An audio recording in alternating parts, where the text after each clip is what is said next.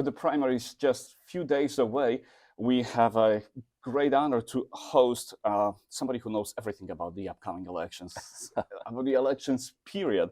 Our guest today is Mr. Max Bever, Director of Public Information at Chicago Board of Election Commissioners. Max, welcome. Thank you for finding time to visit us. I know it's a crunch time. This is the most important time of your calendar. Oh, we're less than 2 weeks away from Election Day, so I appreciate the invite. It's been a little bit of a roller coaster ride for some things on the ballot, so I'm happy to talk today. I'm sure that you've got plenty of questions heading into March 19th. Definitely, yeah. And we are happy that we, as the voters, are happy that a lot of things got much more clearer now than they were a few days ago. But let's paint a broad picture. Sure. What is the Chicago Board of Election Commissioners? So the Chicago Board of Election Commissioners, we're a bit unique in the city of Chicago compared to big cities like New York and LA that are overseen by counties or elected officials. The Chicago Board of Election Commissioners is an independent government agency. So we're not connected to City Hall. Our commissioners, there's 3 of them, and they're appointed by the Circuit Court of Chicago. This was a decision made long ago just to keep it from influence from City Hall, from Cook County government, from being in an elected official's office so they can oversee the elections in a transparent and independent way. Now, we've got a binding citywide referendum question on the ballot this time around. The last time that we've seen that was successful actually created the Chicago Board of Election Commissioners all the way back in 1885. So it's been a long time since we've seen a binding resolution take place like that, but it created the Board of Elections all the way back in 1885, and that's the way that we've been set up ever since. So it's kind of full circle this year. So transparency and independence, those are the keys, the fundaments of the existence of the Board of Election Commissioners. That's true. It's a model that many other states and counties have been working towards too, if they can have an independent election authority, a commissioner set up to oversee elections so that they don't have influenced by elected officials or any other different party. Now, it also comes with some caveats, not just for the commissioners, but the people who work for us, is that we are banned from politics. We can't give money to candidates. We can't show up at events. We can't even really post much on social media. But this is important because ultimately it just helps prove the transparency and the independence of the board and keeps us out of the mix. So we're just the messengers of what's on the ballot, and we can count the votes and report them accurately and independently. Awesome. And Max, what is exactly your role as the Director of Public Information? So Director of Public Information, I know that sounds a little Orwellian, but it's the Director of Communications role, or the Public Information Officer, which many different government agencies have. Basically, I am in charge of communicating all of the public information available. So I work with the media, I work with community outreach, I work with our community services department. Monica Galuska obviously is our star within the Polish community. So I'm very happy to to talk with you today because she's usually making the rounds. But ultimately, my work is getting the word out, all of the election information, the important dates, the important deadlines, the vote counts, the voter turnout, and then after election night, ultimately the winners of the contests for the candidates. There's a lot of work to do. We ultimately focus specifically on elections and keeping the voter registration up to date and accurate in the city of Chicago. Turns out that's still a year-long job. It is a lot of work that goes in to prepare for these big contests. And this year is the big show, is the presidential election year, where we've got the March 19th election, where voters ultimately are nominating party candidates to appear on the November 5th general election ballot. And we've got November 5th, which is where people pick president, their local congressperson, and ultimately all the races down to the ballot, they are electing them directly to office on November 5th. Later on, I'll ask you the participation numbers, but I guess that November trumps everything, every other elections. Let's talk about some of the biggest challenges that you as Director of Information have to face. The communication, and we're extremely happy about that, happens in so many different languages. How do you manage that? Well, that's something that the Board of Elections has been committed to for a while, but also there's been recent legislation passed at the county level to expand language access resources, especially on our touchscreen ballots. So at the Chicago Board of Elections, we have full-time people that work with many different language communities, including Spanish, Chinese, Polish, and Hindi, as well as South Asian languages. We also have contractors when it comes to Korean and Tagalog. But then when it comes to the county level and what's also on our touchscreen ballots that are available, both in audio and paper, depending on where you are going. We've got 5 additional languages for Russian, Ukrainian, Arabic, Gujarati, and Urdu. So that is done by county ordinance, but we're looking to expand even further into the future. Really? Language access is extraordinarily important, and we want voters to feel comfortable voting in their preferred language, but also interacting with bilingual voting officials and election judges, which is why we have people like Monica that are so hard at work getting bilingual people who can speak Polish into so many of our polling places and early voting sites. So if somebody feels more comfortable speaking Polish, they have someone on site that can talk with them, that can help them, that can answer any questions about the ballot. And that gives people a lot of trust and confidence in the electoral process when they can interact with somebody that looks and sounds like them too. Right. We appreciate that as a community very, very much. And I have right here in my hands the sample ballot that is in Polish, 100% in Polish, fully translated and accessible to anybody who speaks English less than perfectly. So totally, as I understand, there are 12 languages right now that you have to prepare materials for, hire people in.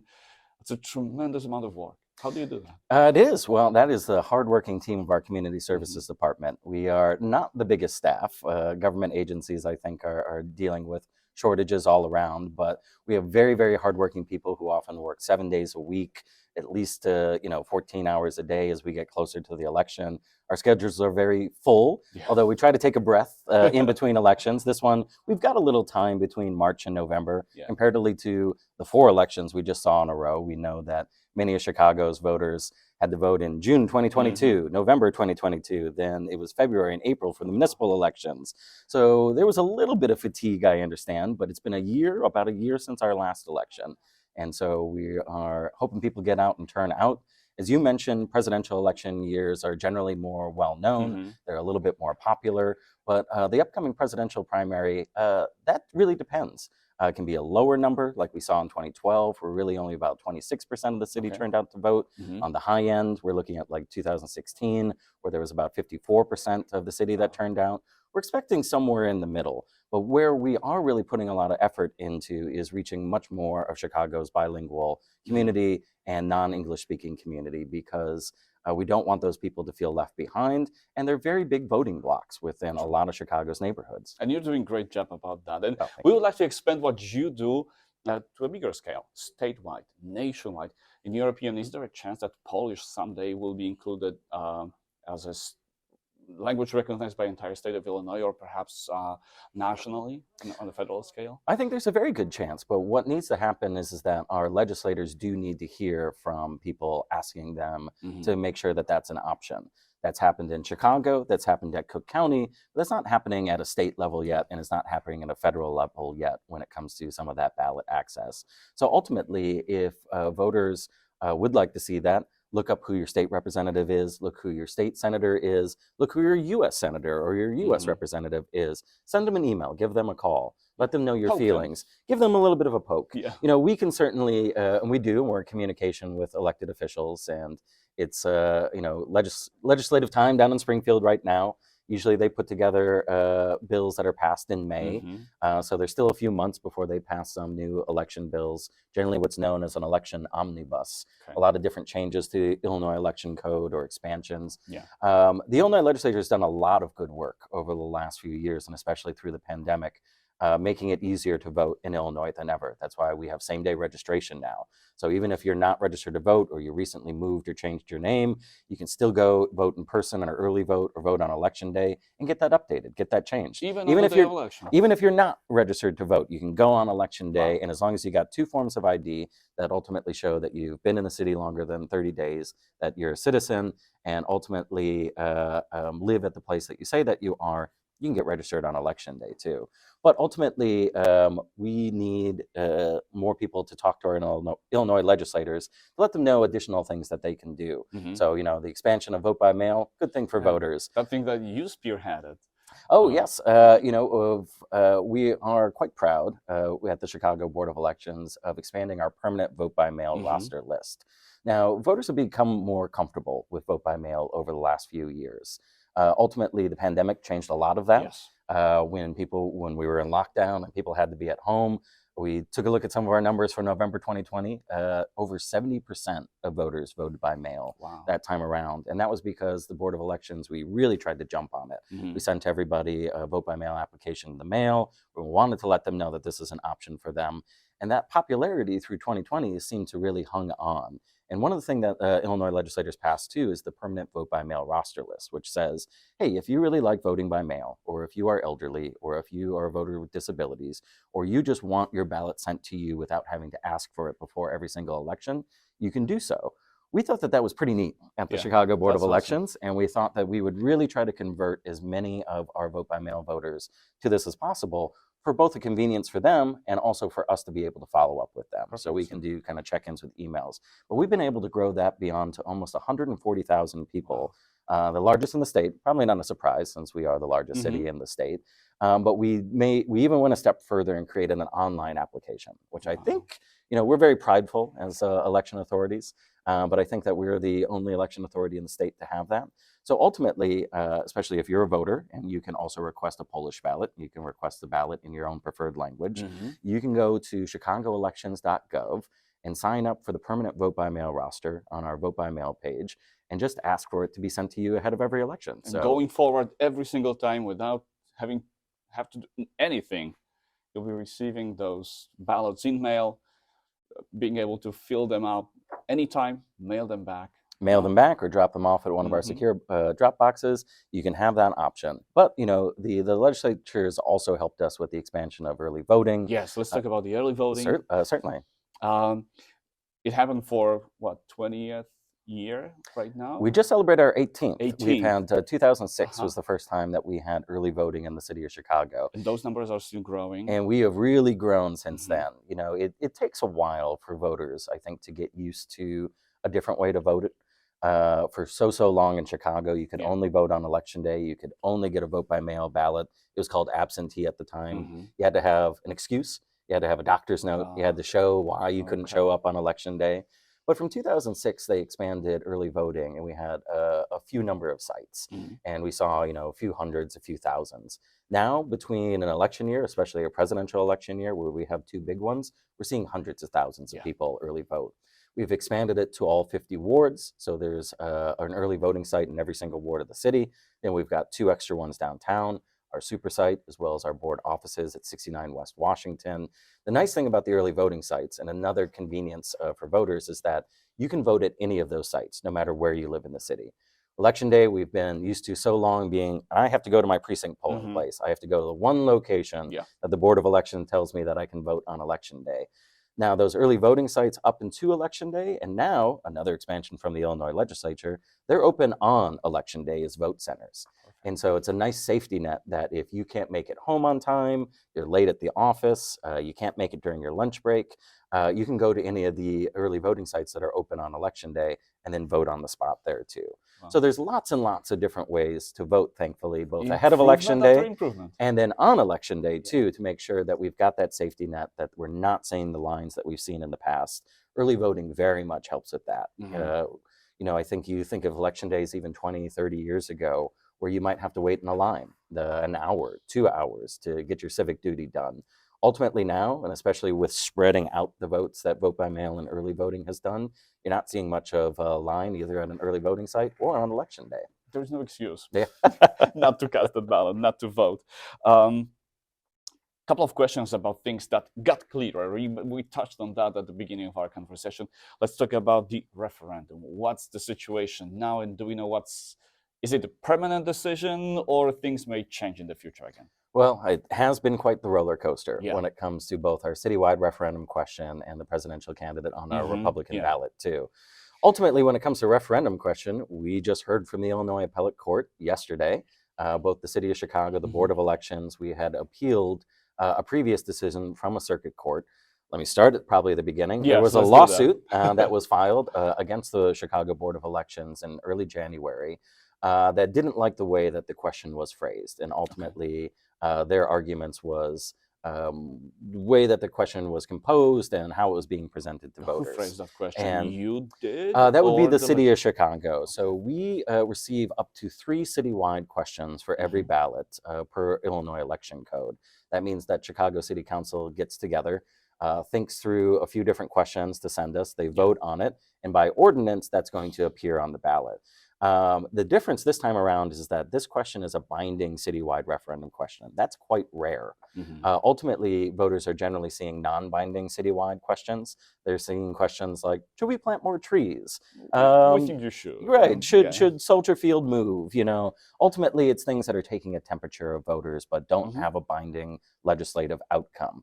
That's different. And why I said that at the beginning, that the last binding citywide referendum question created the Board of Elections, that was all the way back in 1885. So it's very rare that these appear on. So that also means that we don't have a lot of precedent, ultimately, when it comes to how these are handled, especially when there's a lawsuit.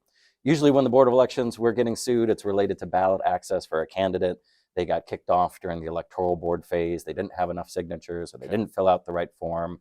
This wasn't the case at all. And why we were very curious we got named in this lawsuit in the first place is we didn't create the question. We certainly don't have any stake in it.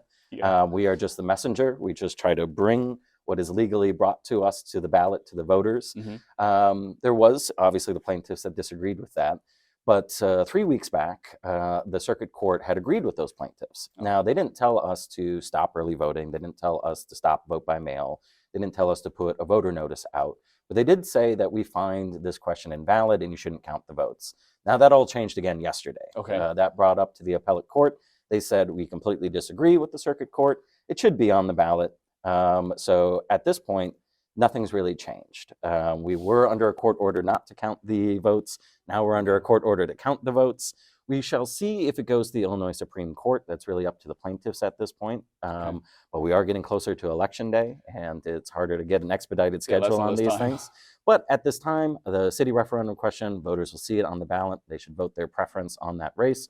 We're ultimately going to report the votes on election night because we are under no court order to. Because those early voting ballots are not counted yet. They're sitting and waiting for the election day. So that's right. While things are getting scanned, so if you're going to early vote, if you've already sent in your vote by mail ballot, we get it back, we get it scanned, but those votes aren't going to be counted. They aren't going to be tabulated. We don't know the results of races until we get to election night. And that's ultimately when that switch gets flipped, that gets translated out, and then suddenly we see the votes for these contest races. Now we'll see ultimately what happens, but voters still have just under 2 weeks to Election Day now. We've got Election Day. Hopefully the messages are out now that that court case is currently taking care of itself. And then, as you said, we also have the Republican ballot. So let's talk about that. We have presidential candidate Donald Trump. Now, ultimately, that came in last week, last Wednesday. A circuit court decided that ultimately we think for these reasons that the candidate should be removed from the ballot. Although that decision was stayed, we were actually never under a court order to not count those votes. That original order said, yeah, but we're pretty sure it's going to the Illinois Appellate Court, so let's just wait to see what they say. Well, something happened in the meantime, and that was just on this Monday, right as we were heading into our press conference for the early expansion of early voting to all 50 wards, and that's the U.S. Supreme Court had a say in the matter. And that is the top court. And so their say, which was unanimous, that said we believe that state shouldn't make this decision, and ultimately any court decisions are vacated. So ultimately that means that, yes, Donald Trump is a candidate on the Republican ballot. Votes will be counted. We were never under a court order not to, but this very much clarifies the issue ultimately. So at this moment, any ballot that a voter is seeing in Chicago, that's the way that ballot appears. There's no court order, there's no asterisks, there's nothing else that's getting in the way. Ultimately, that ballot is set and that you can vote for whoever and whatever you want on that ballot. Yeah, thank you so much. That clarifies a lot, and I think it makes stuff easier for the voters. Well, we sure hope so. It's been that roller coaster. So let's talk about money for a moment. How much do the elections cost in Chicago? It depends year to year. It depends on if we are doing a municipal election versus a presidential. We've got two different funding sources. We're funded by both the city of Chicago and Cook County. But you combine both of those together, each one of our elections, when you put all told, our staff costs, our election judges, our equipment, our vendors, really around 55 million, sometimes up to 60 million. So ultimately, we're doing 2 elections a year generally. There's a primary, and then there is the general election. Or municipals, we have the municipal election and then the runoff. That's gotten a little bit more expensive because now we have citywide runoffs for mayor. That's still somewhat new. Back in the daily years, back even the manual years, we weren't seeing One and done. Yeah, it was that was decided on February 28th, Mhm. and we wouldn't move on to the runoff election. So that's been changing too. But ultimately, part of the things when it comes to modern elections is that it has gotten more expensive.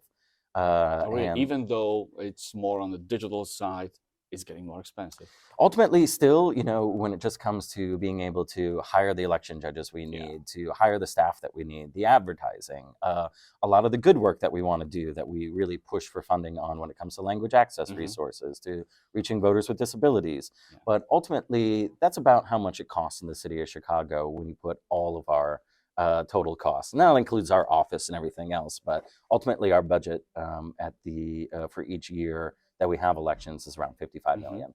How many people roughly will be involved as election judges, as election coordinators, people working behind the scenes?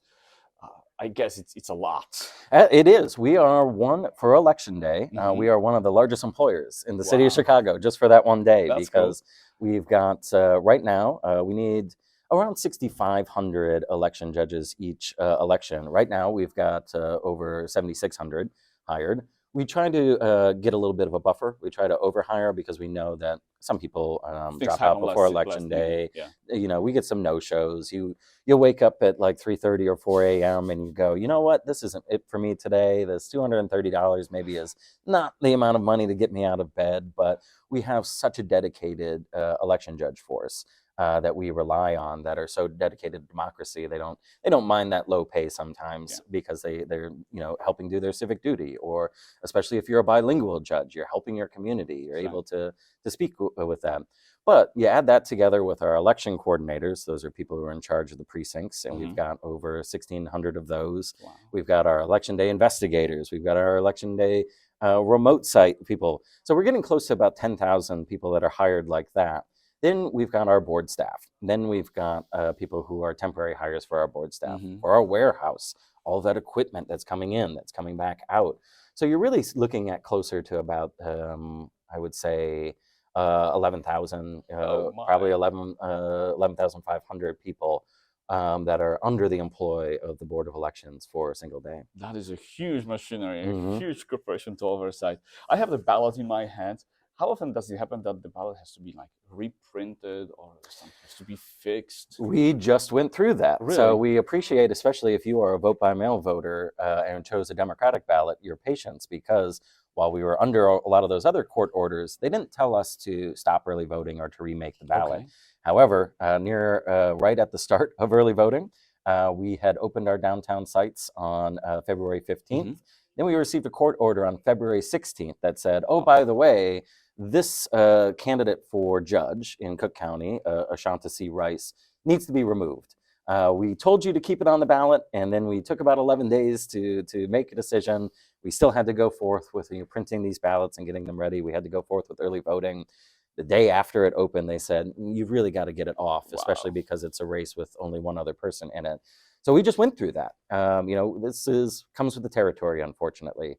We don't like when that happens. We don't like to try to gamble when it comes to court cases or just waiting around or seeing. But that was a case where that came in quite late into the process. We had to trash all those vote by mail ballots we had printed and ready to go. We had to reprint them. We had to stop early voting for 3 days to reprogram all the voting machines. So it really just goes to show that a lot of these court interruptions can be tough, not just on the Board of Elections. We're kind of used to it, and it's not our first rodeo. But when it comes to voters, it is a disruption for them. That was 3 days that people could have been out early voting. People are just receiving their Democratic vote by mail ballots now. What we've discovered, especially from the pandemic on, is that with the expansion of early voting and vote by mail, we have this very dedicated voter set that want to vote as quickly as possible. Yeah. And we want to meet them while they're at. We don't want to make them have to wait to vote. We don't want them to feel frustrated and maybe that they don't end up voting because they're traveling during election day or anything else. So it's very important for us to try to be on top of the deadlines and keep our promises to the voters of Chicago. But we're appointed by the court. We have to follow what the court says. Awesome. Illinois election law is very complicated, but that's just an example of what happens because we just went through it again. Yeah, and it's extremely interesting because it's not just a matter of reprinting and replacing what's already out there. The disruption it causes and the ripple effect That's huge, and it touches The in so confusion many effect areas. with voters too, Yeah. because no matter, even if you follow the news very well, even if you go to our website and look up our FAQs or see our statements, it can still be tough for a voter to say, well, I thought that didn't count, or wait a second, should I not vote for this because there was a lawsuit? So ultimately, when it comes to our message to the voters of Chicago, especially for this upcoming March 19th election, vote the ballot to your preference. Your ballot won't be rejected because you voted on any of these races. Now, the court orders are much more clear, but ultimately you are in a position just to vote the ballot to your preference. Don't let anybody tell you otherwise. Awesome.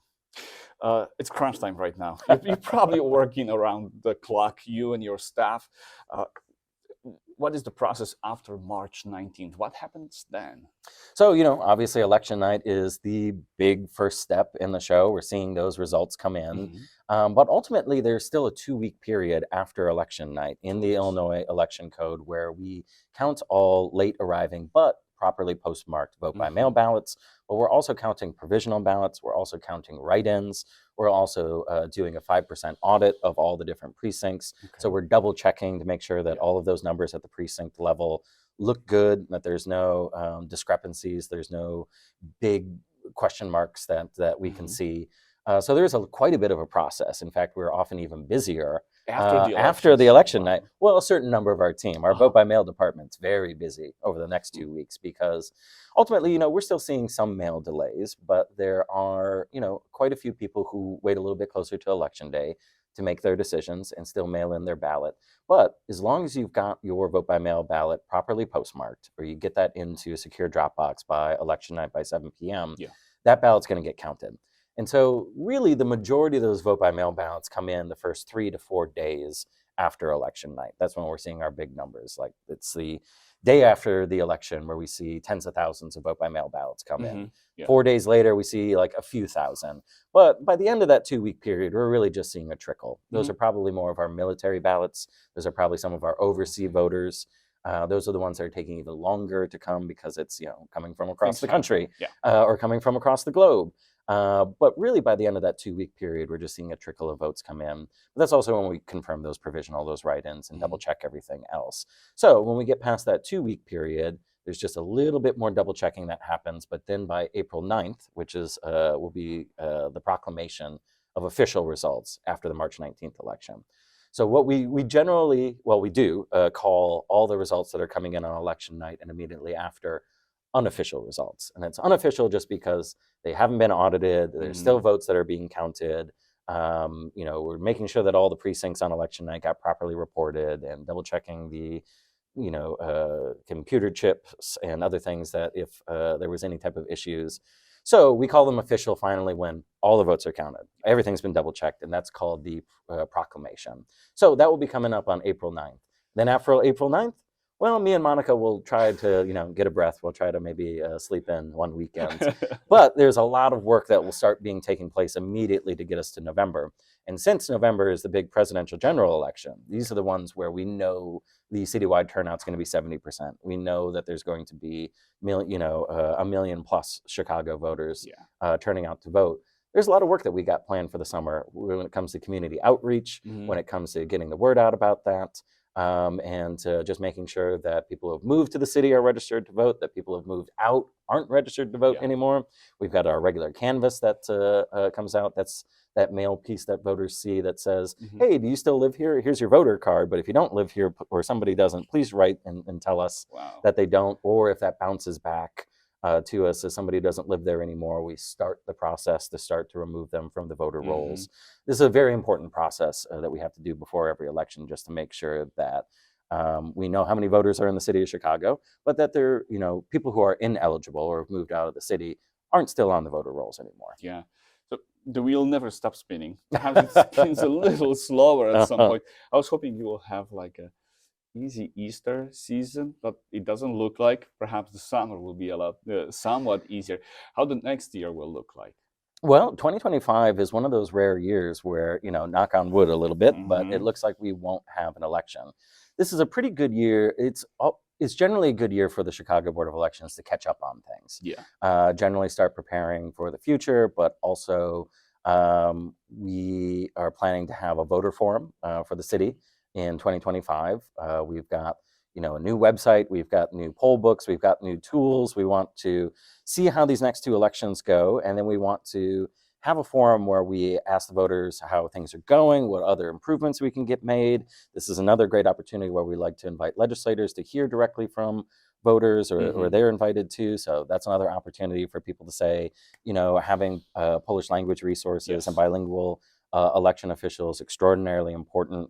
Last one that we had was in 2012, so it's been a little while.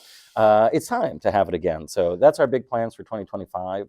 As well as, we'll see what new things are coming out of Springfield. There's plans to expand automatic voter registration. There's always the new conversation about ranked choice voting. We'll see where that goes to. There's lots of things on the horizon that we'll be interested to hear more from the voters of Chicago. And our big forum in 2025 will be a good step to learn more. Awesome. We're in good hands. Our ballots are in good hands, as you can see. Max, thank you so much for your visit. We strongly encourage everybody to go out and vote. It's so easy. There is really no excuse. You can vote by mail, you can early vote right now, or you can wait for this great celebration of democracy and vote on March 19th. But please do vote. Thank you, Max. Our guest today was Max Bever, Director of Public Information at the Chicago Board of Election Commissioners. Max, thank you so much. Thank you, sir. I appreciate it. Thank you.